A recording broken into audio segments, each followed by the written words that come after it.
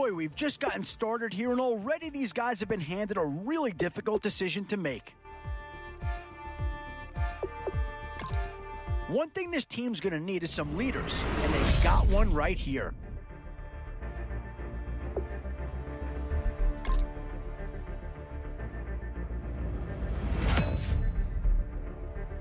Tampa Bay, you might remember, has been represented already. Is there a chance to see a second buck come off the board? Oh, no question that this guy's going to grade out as a huge impact over what was there before.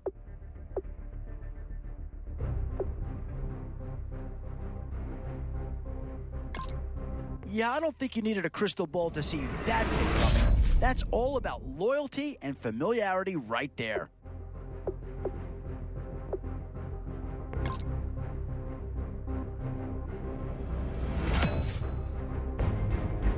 Still some big holes remaining to be filled. Here's where you words here. Difference maker. That's what that pick right there is.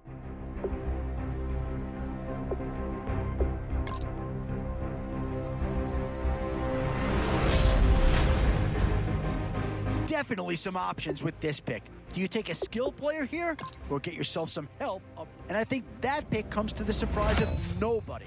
You had to figure they leaned that way if a player from that team became available.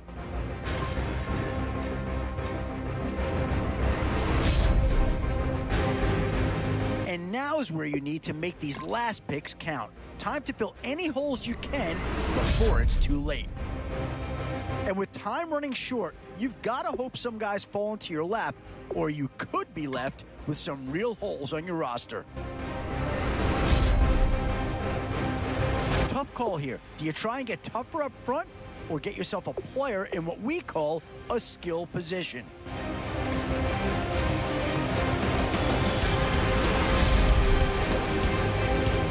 I'll tell you right now, you won't go wrong adding any of these guys to your team.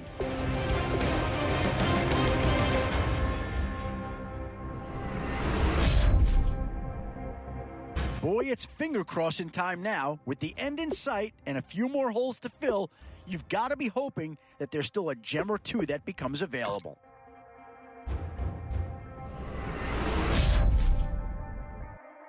Always a tough decision, offense or defense. It's all about finding the right balance when you're putting a team together.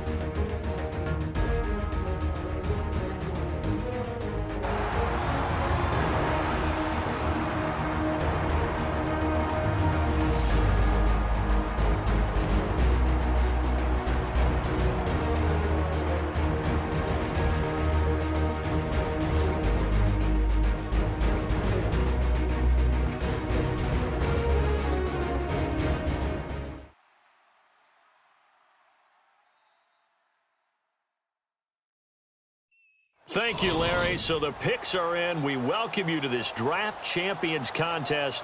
I'm Brandon Gaudin along with Charles Davis, ready to call the action.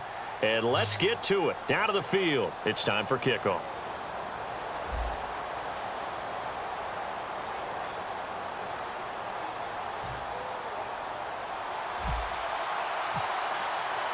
And it's the birth of a new club as we're underway in Draft Champions.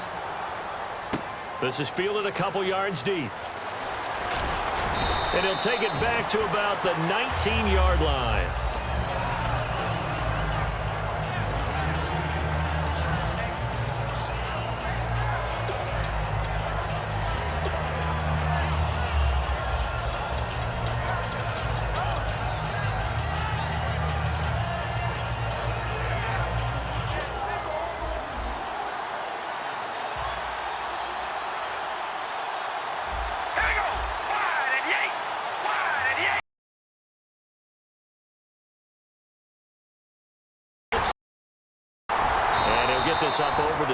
25 to the 26. A solid run on first down. Gain of 7 leaves him with a 2nd and 3. So the first carry of the game under the belt for Emmitt Smith. And, of course, in his career, over 18,000 rushing yards, the all-time leader. He can probably rest easy for a while about people chasing that number down. He's going to stay at the top because everyone's flinging it around instead of running it.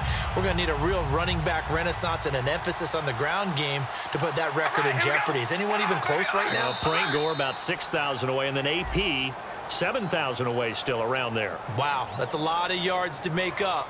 I think Emmitt Smith feels pretty good about the number he posted, 18,355 yards.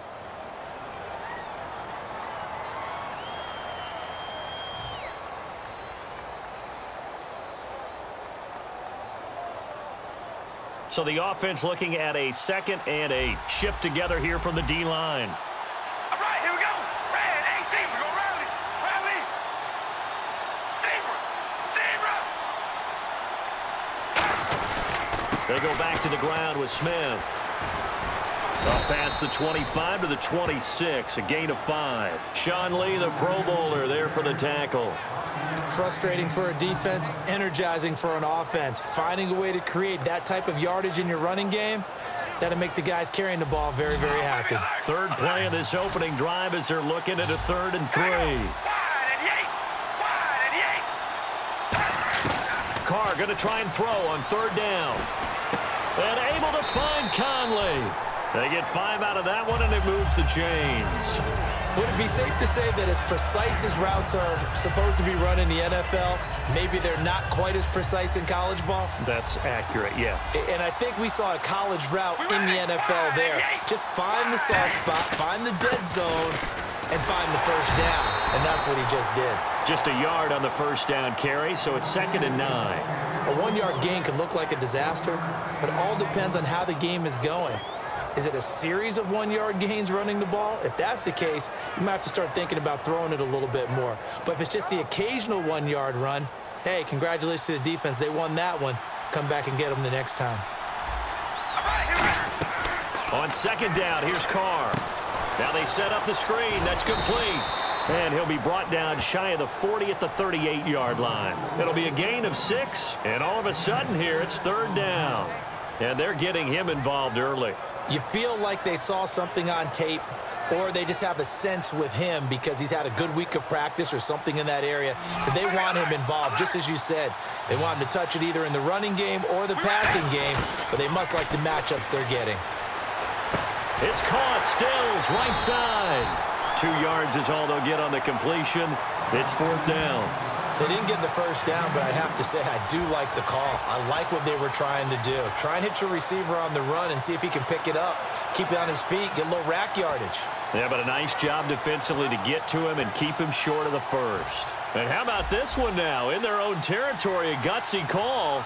They're going to go for this on 4th and a yard.